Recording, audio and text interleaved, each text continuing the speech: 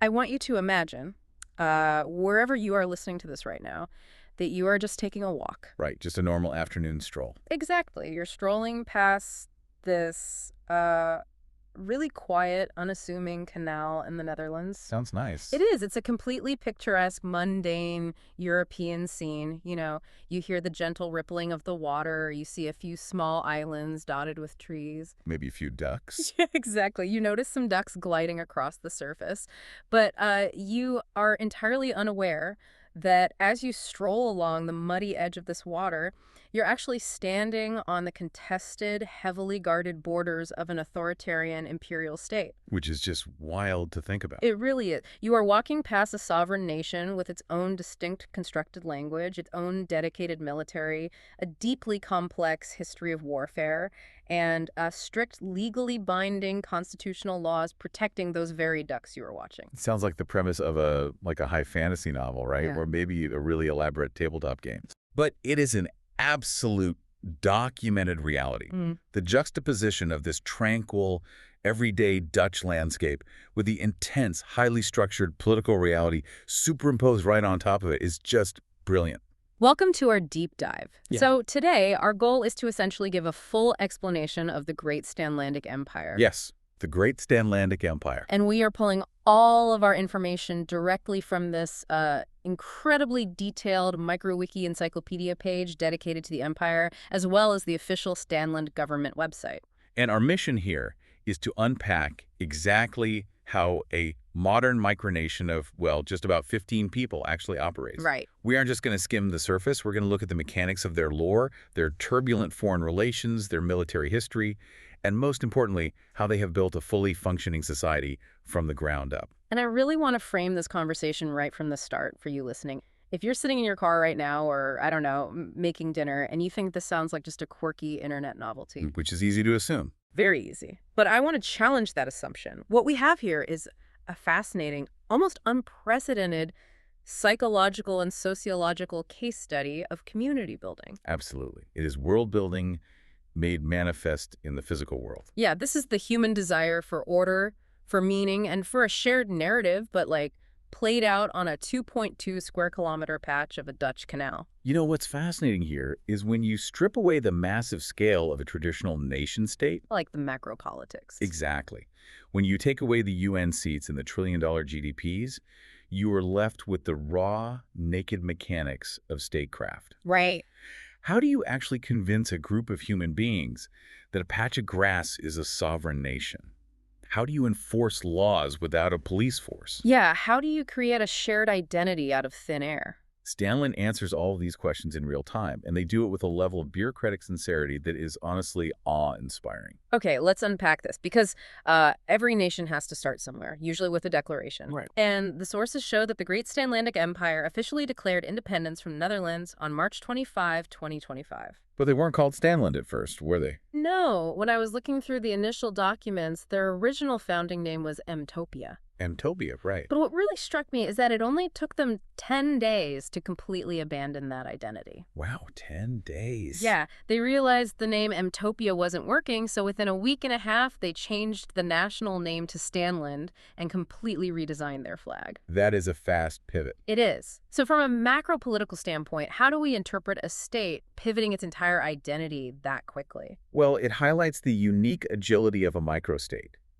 Think about how the mechanism of traditional state building works, right? It's usually a nightmare. Exactly. If a recognized nation wants to change its name or its flag, you are looking at years of bureaucratic wrangling. You need parliamentary votes, public referendums, constitutional conventions. It is a massive, slow-moving ship. Right, you can't just rebrand France over the weekend. Exactly. Yeah. But here, with a population of 15, you have an incredibly tight feedback loop. It demonstrates a highly centralized decision-making process right out of the gate. Yeah. They recognized a branding failure. Perhaps Mtopia didn't carry the geopolitical weight they wanted, and they corrected it instantly. It is statecraft operating at the speed of a startup. That's a great way to put it. And that centralized power is explicitly baked into their system. Stanland is governed as an authoritarian imperial monarchy. Under Emperor Julian Bovink. Right, Julian Bovink. He serves as both the head of state and the head of government.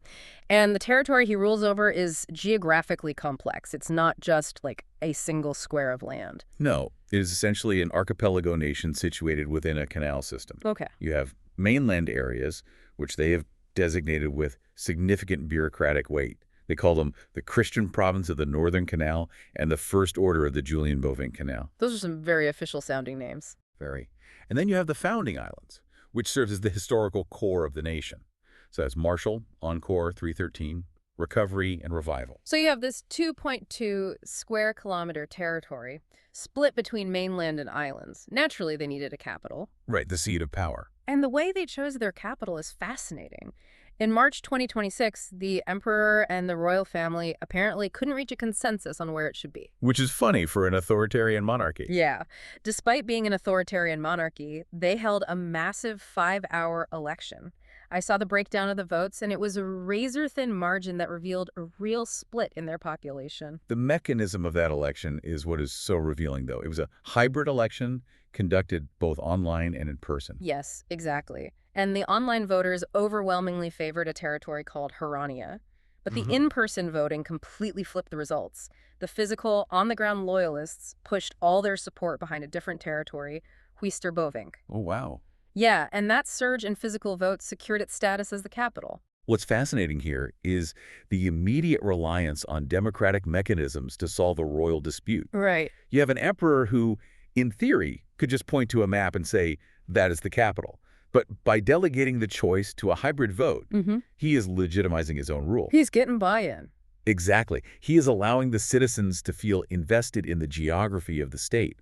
Furthermore, that split between the online vote and the physical vote is a perfect microcosm of modern political divides. Oh, that's so true. You have the digital diaspora favoring one outcome and the physical residents overriding them. It is a highly nuanced approach to governance. It really bridges the gap between the physical and the conceptual. And that conceptual weight is everywhere in their national symbols. That's the flag. Yeah, the flag is a very striking design. It features black and white horizontal stripes. And in the top left canton, there is a prominent boxed letter E. And most people would assume the E stands for empire, right? That was my first assumption. Which would be the logical guess. Yeah. But the reality is much deeper. The E stands for Isletide.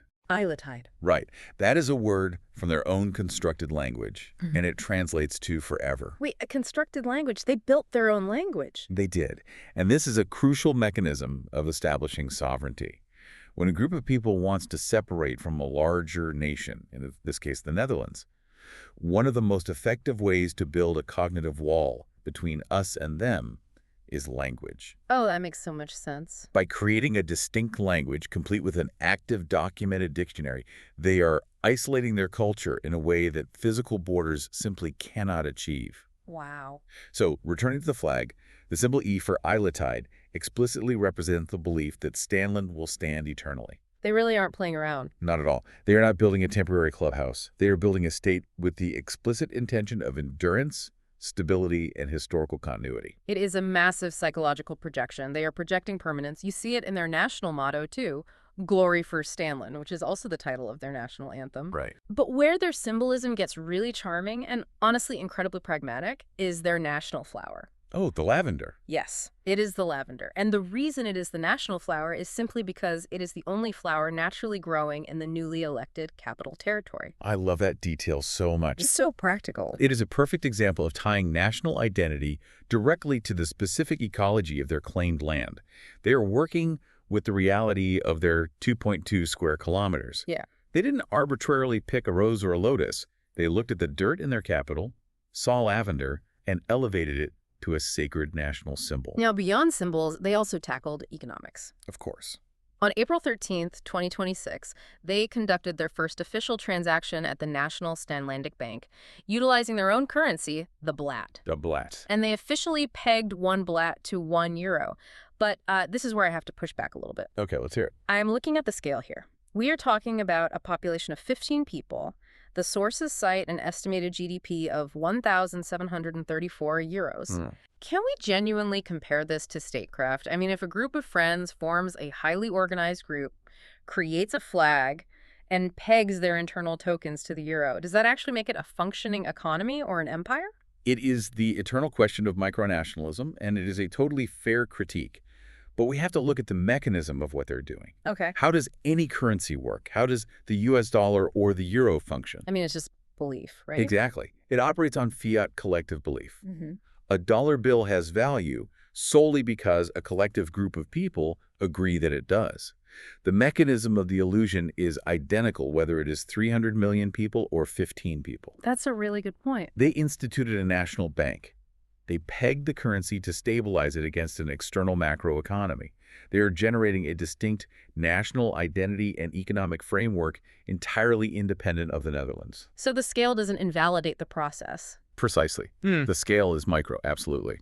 But the structural integrity, the bureaucratic ambition, the mechanisms they are deploying, they are indistinguishable from historical empires. They are manifesting sovereignty through sheer collective willpower. But, manifesting sovereignty through willpower and currency only goes so far. Oh, absolutely. Eventually, if you claim a physical border, you have to defend it. If you draw a line in the mud of a Dutch canal and call it an empire, someone is going to cross that line. It's inevitable. Which brings us to a surprisingly intense chapter in their history. Let's look at the Canal Wars. This is where the narrative shifts from administrative setup to existential survival. Yeah. Because maintaining a border in a populated, shared geographical area requires active physical defense. And the sources outline that the Great Stanlandic Empire maintains a military force of about 10 to 15 active soldiers. Wait, given their population size? Exactly. That is essentially a 100% conscription or participation rate. Everyone is in the military. And their armory is fascinating. They utilize blowguns and what they classify internally as attack drones, which appear to be small, remote-controlled aerial devices. Think about the tactical environment they are in, though. They are fighting in a canal system. Right, lots of water. It is an amphibious, localized arena. A blowgun is actually a highly specialized, silent, and effective tool for that specific terrain. They have developed a localized military doctrine perfectly suited for their geography. But their military history wasn't an immediate success story. They faced severe setbacks early on. Every nation has its early defeats. Yeah, the timeline shows a major conflict called the First Battle at Og Island, which took place in April 2025. Og Island was a neighboring rival entity. Right. The Stanlandic forces attempted an offensive operation. It completely collapsed, and Stanlan was forced to formally surrender. A devastating blow to a brand new nation. When you have just declared your existence, losing your first major military engagement can completely shatter the collective illusion of power. And that military failure was almost immediately followed by a profound infrastructural tragedy. The 313 incident. Yes. The documents refer to it as the 313 incident, which occurred in August 2025. It is deeply embedded in their national lore. Very deeply. From what I understand, a group of Stanlandic members were traveling by boat from Encore Island to Og Island. Something fell overboard, so they docked to retrieve it. But when they docked, a protruding branch pierced the hull of their boat. Oh, no. Yeah. When they tried to depart, the vessel took on water, sank into the canal, and broke apart. Now, to an outside observer, a small boat hitting a twig and sinking in a shallow canal is a minor inconvenience. Right, you just walk home wet. Exactly. Yeah. But we have to look at the mechanism of national trauma here. How do nations forge an unbreakable identity? It is almost always through shared tragedy. Like rallying around a disaster. Think about the sinking of the USS Maine or the Lusitania.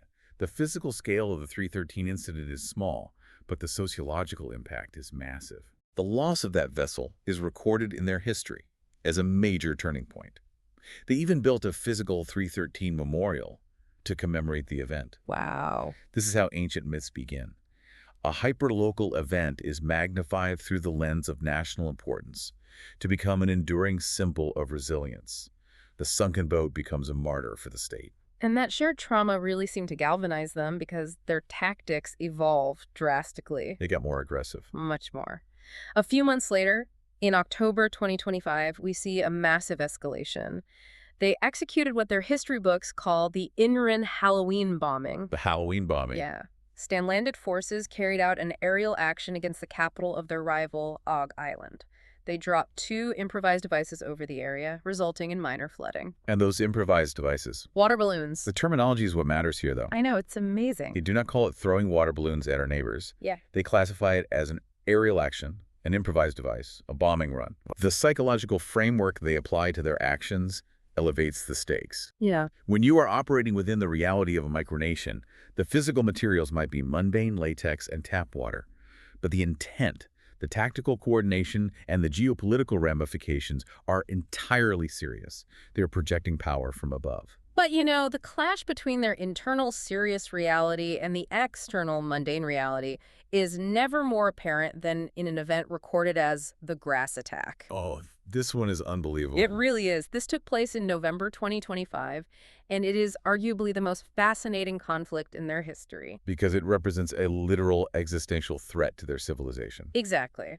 So from the perspective of the macro world, the local Dutch municipality hired a landscaping and cleanup company to cut the tall grass near the canal islands. Just normal municipal maintenance. Right. But from the perspective of the Great Stanlandic Empire, an invading force of unimaginable scale breached their sovereign borders. A titan with a weed whacker. Yeah. These landscapers, just doing their daily job, accidentally removed and threw away several crucial Stanlandic monuments, including the beloved 313 Memorial and their territorial signs. Now, why does a nation of 15 people view a municipal landscaper as an existential threat? We have to explore the fragility of unacknowledged sovereignty. Okay. Because Stanland lacks macro recognition, they don't have a seat at the United Nations, they aren't on Google Maps. Their physical monuments are the only objective proof that they exist in the physical world. Oh, man, that's actually really profound. Their architecture consists of small, hand-built wooden structures. When that landscaper wiped out those monuments, he wasn't just doing yard work. He was erasing their reality.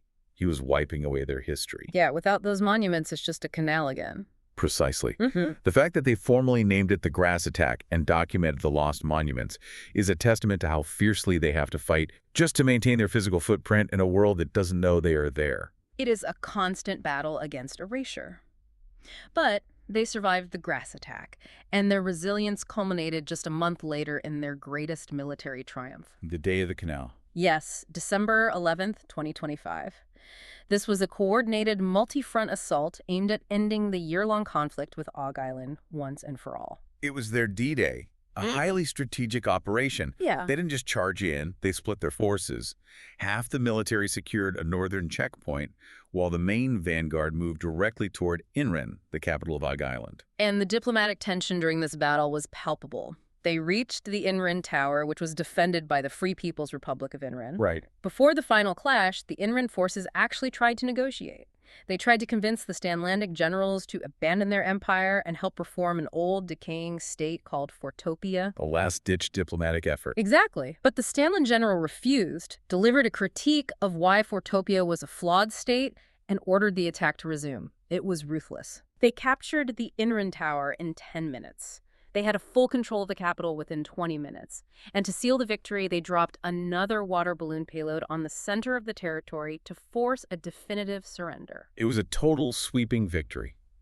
The two halves of the Stanland military reunited, climbed the central tower, and raised the black and white flag of the empire. That's a movie scene right there. It really is. But what is truly remarkable is what they did after they won the war. They didn't pillage. The sources note that they spent the rest of the day cleaning the beaches they had just conquered, repairing the tower they had captured, and reopening transport lines. They acted as a civilized conquering force. They established order immediately. But surviving a physical threat in the mud of the canals is entirely different from surviving a threat where you cannot even see the enemy. Oh, yes. Digital realm. Right. Once Stanland secured their physical borders, they quickly realized that true modern power projection and modern vulnerabilities exist online. Which brings us to their digital diplomacy and modern warfare. This is an inevitable progression.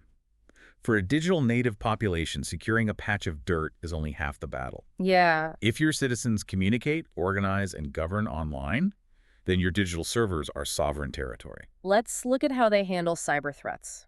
Because it is intense, the records show that on February 20, 2026, there was a massive coordinated Discord raid. A major incident. Yeah, this was effectively an international incident within the micronational community. 3 different allied micronational servers were invaded and compromised. Intelligence suggested Stanland was the next target. And how did the government react? They didn't hesitate. They immediately declared a national Discord lockdown. We should probably explain the mechanics of what a Discord raid actually is for listeners who might not be familiar. Yeah, that would be helpful. A raid is essentially a digital border breach. It is when malicious actors use automated bots or coordinated mob tactics to flood a private server with spam, pornography, or offensive content faster than the moderators can delete it. Right, just overwhelming the system. Exactly. Yeah. It paralyzes the nation's digital infrastructure. It makes communication impossible. So when Stanland declares a lockdown, they are essentially pulling up the drawbridge. They are disabling invites, freezing chat channels, and preemptively sealing their digital borders to survive the siege. And that preemptive measure worked in February. The attack never manifested on their shores. Thank goodness. But a month later, on March 21st, 2026, their defenses were breached. The Stanland server was targeted in a massive, large-scale raid. Oh, no.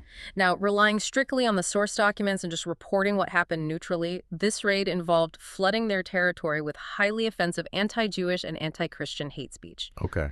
And unfortunately, at the exact time of the attack, the server moderators, their digital border patrol, essentially, were offline.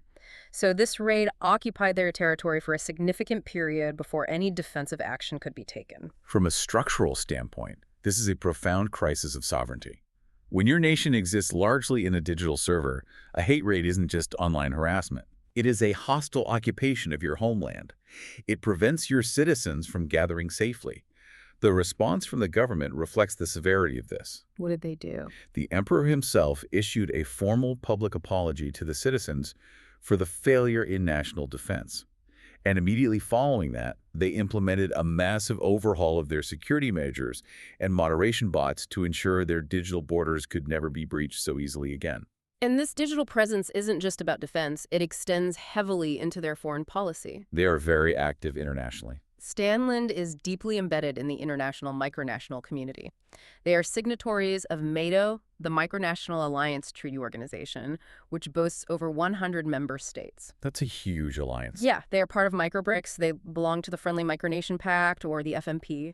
But, with sprawling international alliances comes geopolitical drama. Geopolitics is inescapable. Whether you are at the United Nations or in a Discord server alliance, the mechanisms of power, betrayal, and diplomacy are exactly the same. And we see that mechanism perfectly illustrated in March 2026. Serious tensions erupted within the FMP alliance. Right, the Maflagi incident. Yes. Yeah. Another micronation named Maflagi launched some kind of aggressive action against a state called Creativa. Stanland had to make a choice, and they took a definitive moral stance. What did they decide? They unexpectedly withdrew entirely from the Microvision 2026 Song Contest, which is a major cultural event connected to the alliance. Wow. Yeah. The emperor released a formal statement declaring that Stanland refused to compete, cooperate, or share a stage with Maflagi ever again because of their aggression toward Creativa. This is textbook diplomatic leveraging. Think about the 1980 Moscow Olympics, when the United States led a massive boycott to protest the Soviet invasion of Afghanistan. Oh, that's a great comparison. It is the exact same diplomatic tool. Stanland is using its soft power, its cultural participation, and its prestige as a weapon to enforce international norms. They are saying, if you violate the sovereignty of our allies, you lose access to our cultural capital. And speaking of cultural capital and international competition, their foreign policy is also heavily reliant on dominance in digital arenas. Esports is treated as a matter of massive national pride. They take it very seriously. Very. They have a national Rocket League team, and they are fiercely competitive. Let's look back at their arch rivals, Aug Island. We know they defeated them in the physical canals, but they also faced them in the digital arena during the finals of the Rocket League Canal Cup 25. Yeah, let that go. Aug Island actually took an early 2-1 lead, but Stanland rallied, executed 3 rapid, flawless goals, and ultimately crushed them 8-3 to become champions. And they proved it wasn't a fluke. Right, no fluke at all. A few months later, in April 2026, they met Aug Island again in the finals of Canal Cup 26. Stanland opened the scoring immediately, dominated the mid-game, and walked away with a 7-3 victory, securing their status as back-to-back international champions. Now, I have to assume you have some thoughts on this. I do. I have to play devil's advocate here. I want you to convince me. Okay, let's hear it. We are talking about locking down chat rooms, withdrawing from a song contest over inter-server drama, and beating the neighboring island in a video game where cars hit giant soccer balls. Yes. Can we genuinely call this foreign policy? Is playing Rocket League actually an act of statecraft? It absolutely is if we redefine what sovereignty means in the 21st century. Okay, I'm listening. What defines statecraft for a population that has grown up entirely online? For the citizens of Stanland, the digital realm is not a secondary, lesser reality. It is parallel and equal to the physical world. Right. Defending a Discord server from hate speech requires the same logistical coordination and national resolve as defending a coastline. And when they play Rocket League against Dog Island, they are not just playing a video game. They're fighting a war. They are engaging in a proxy war. Yeah. It is a bloodless, highly publicized arena designed to resolve national rivalries and project dominance, exactly the way major world powers use the Olympic Games. Crushing Og Island 8-3 in Rocket League is a demonstration of Stanlandic superiority.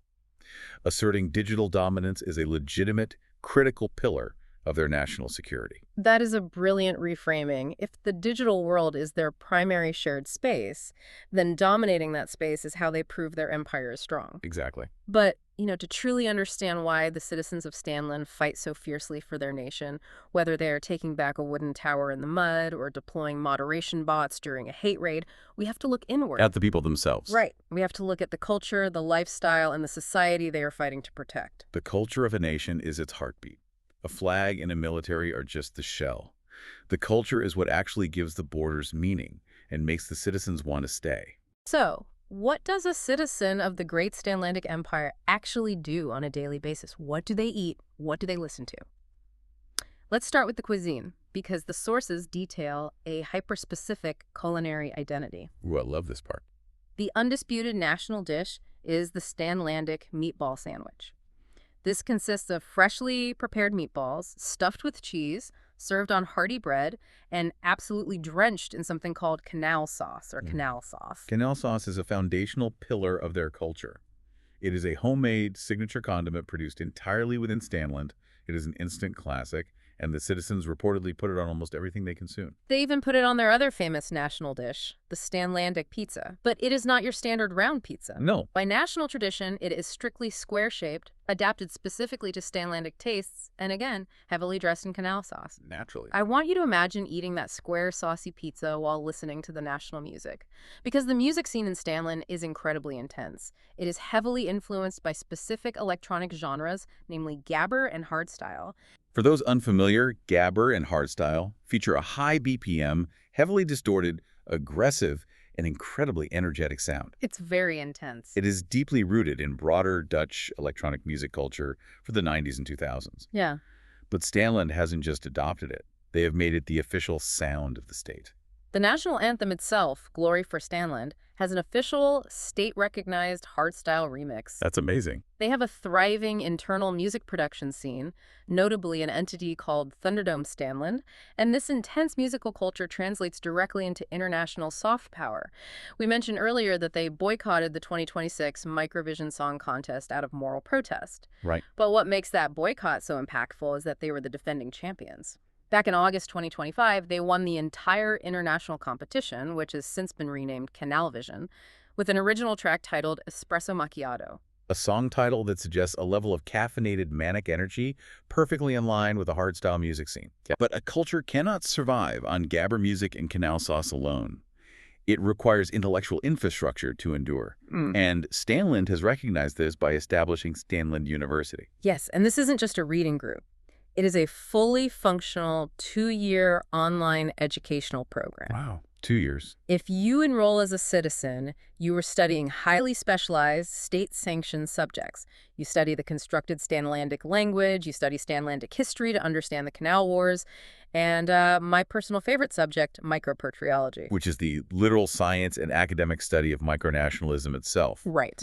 Upon finishing the 2 years, you graduate with an official certification. Look at the mechanism of what they are doing here. They are building an apparatus for cultural reproduction. Okay, what does that mean exactly? Any successful empire needs a way to ensure that its history, its language, and its ideology are formally passed down to the next generation. By creating an academic institution, they legitimize their own existence. They are turning their lived experience into a formal academic curriculum. But their cultural identity extends beyond human achievements. We have to talk about the ecology, and specifically their intense relationship with the local wildlife. The ducks. The ducks. The Great Stanlandic Empire is, without exaggeration, obsessed with ducks. They maintain an official, exact, constantly updated census of the wildlife within their borders. According to the state records, there are exactly 35 ducks and one lone beaver officially documented as residing within the empire. And the geographic distribution of these animals is meticulously tracked by the government. 28 ducks reside in the territory of Jamie Park. 4 live on Recovery Island. The Infinisher region houses 3 ducks, alongside that single, solitary beaver. And here is where it goes from ecological tracking to deep, emotional statecraft. These aren't just anonymous birds to them. No, they're citizens, basically. On April 9, 2026, a massive event occurred in the Canal region. A group of 14 new ducks was born. And the government didn't just add the number 14 to a spreadsheet. They held a ceremony. Members of the highest levels of government held an event to officially name every single one of those ducks. The state records now officially recognize Sophian, Silid, Julian Jr., Cilia, Jispin, Anthony, Lava, Vic, Lucas, Casper, Stan, Stanya, and a duck named Kevin. I absolutely love that Kevin made the royal registry alongside Julian Jr. and Stanya. It's just so funny to me. But from an analytical perspective, why does an authoritarian government take the time to name 14 ducks? Right, why bother? It is about legibility and control, but also profound stewardship.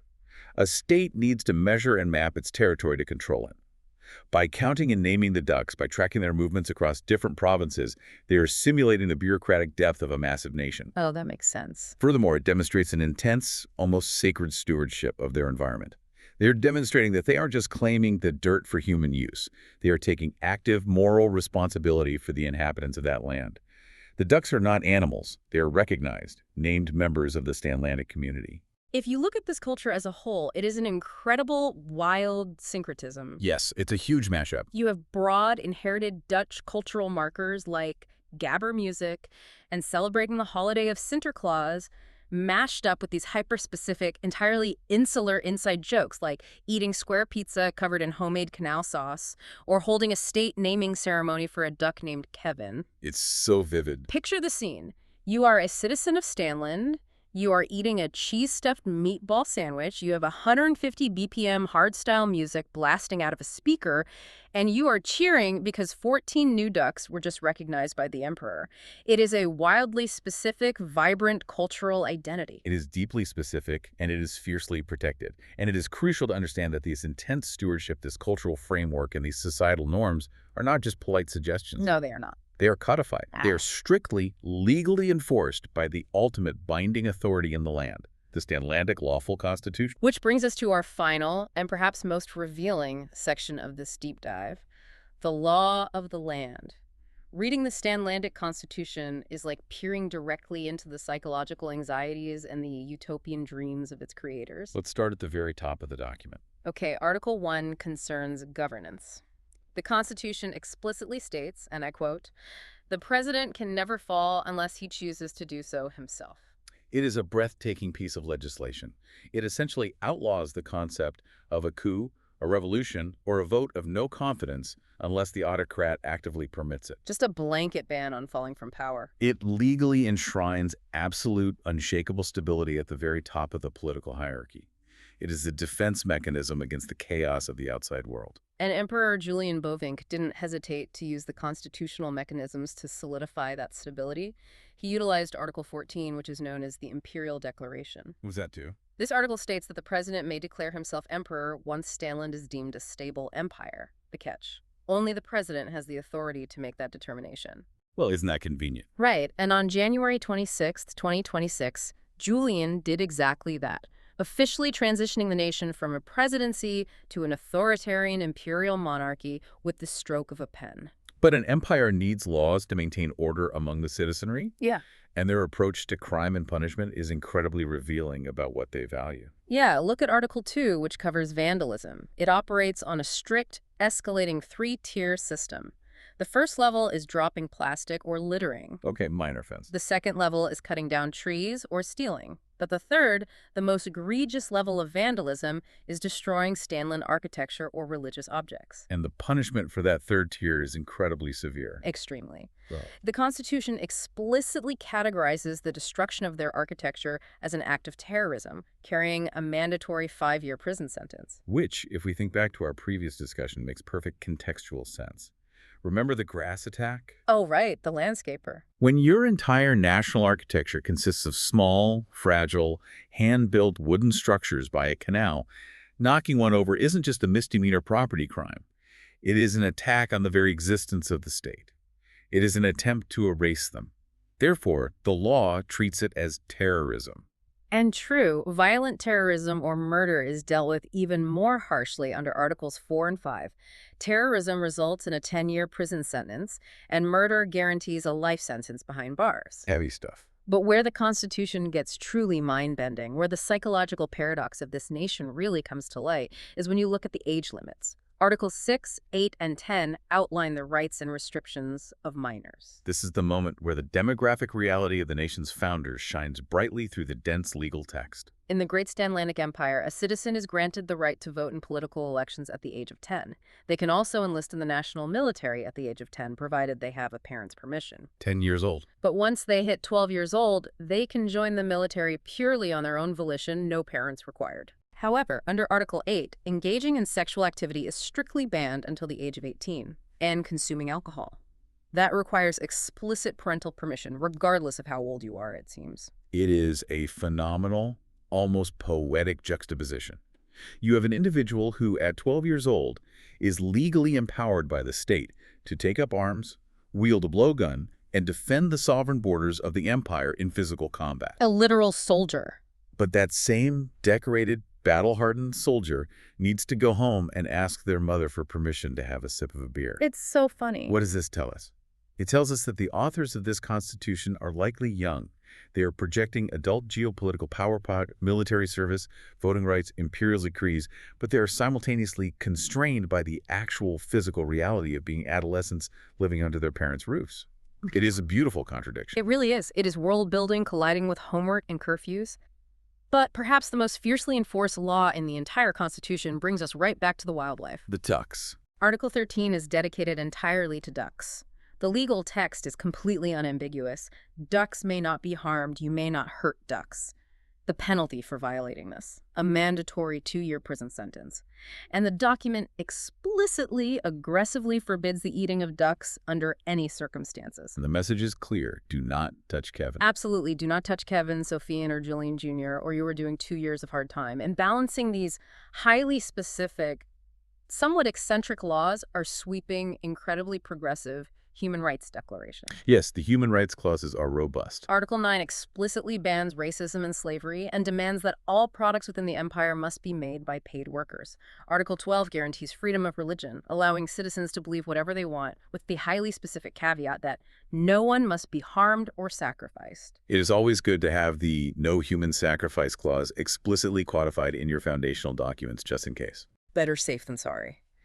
And just recently, on March 24th, 2026, the Emperor signed a historic progressive document officially granting full rights and protections to the LGBTQ+ community within the nation. That's great.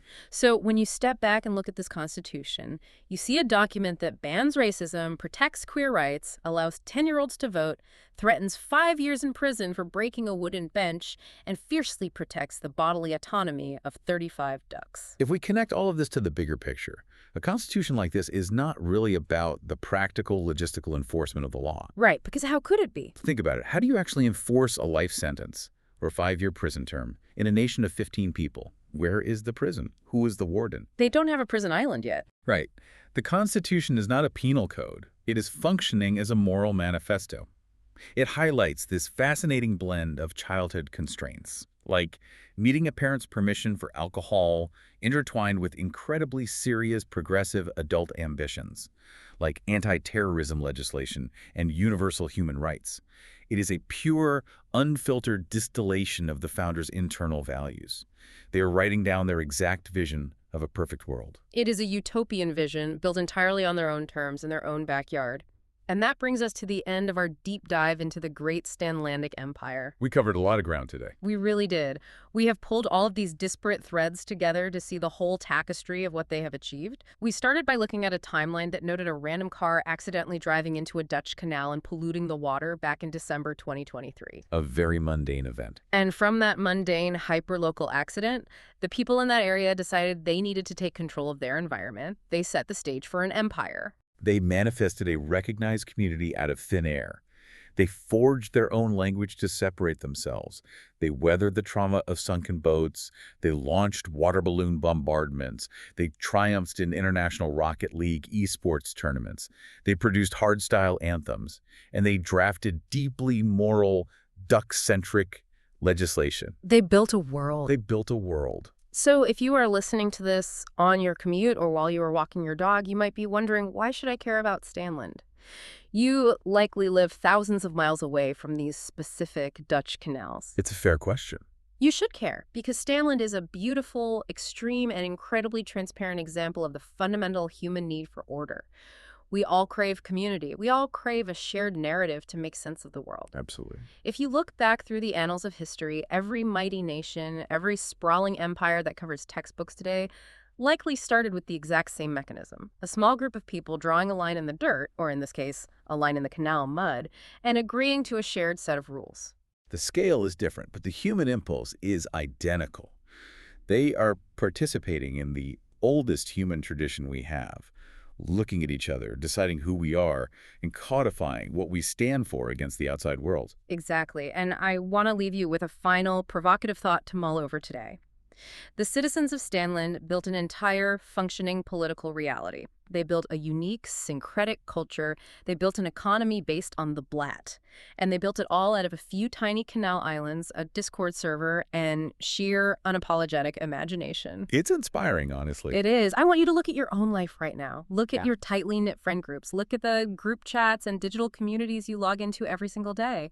Look at your local neighborhood, your workplace, your clubs. Your own little worlds. What kind of micronation are you actively building and participating in every single day, perhaps without even realizing it? What are the unwritten constitutional laws of your friend group? What are your shared symbols and inside jokes that act as your national language? And most importantly, who are the ducks in your life that you are fiercely protecting? Keep that in mind. And the next time you are walking past a quiet, unassuming canal or a local park or a patch of woods, take a much closer look at the dirt and the trees. Because you never know when you might be standing on the borders of a brand new empire.